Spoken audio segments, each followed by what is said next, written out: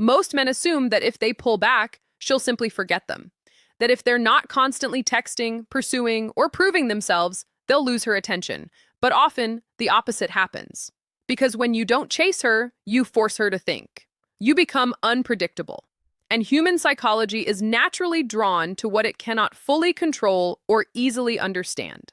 When your attention is no longer guaranteed, your value often increases in her mind.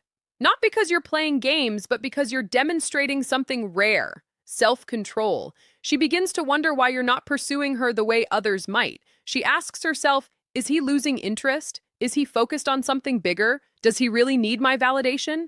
And those questions create intrigue. More importantly, your restraint communicates confidence. It tells her that your life does not revolve around gaining her approval.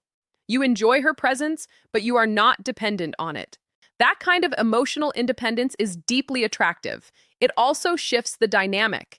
Instead of you constantly seeking her attention, she becomes aware of your absence. She notices when you're not always available. She starts to value your time because it is no longer freely and endlessly offered.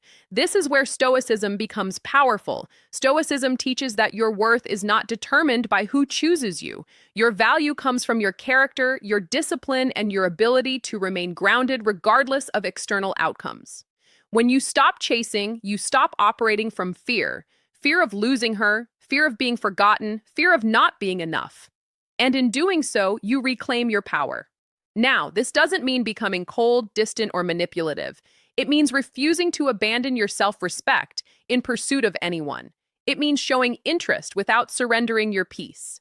And that distinction matters, because the moment you no longer need to chase, your energy changes. You become calmer, more centered, and far more attractive. You're no longer asking for attention. You're simply offering your presence. And that's what she notices most. Not desperation, not over-pursuit, but strength. The quiet kind. The kind that says, I know my worth, and I won't compromise it for validation.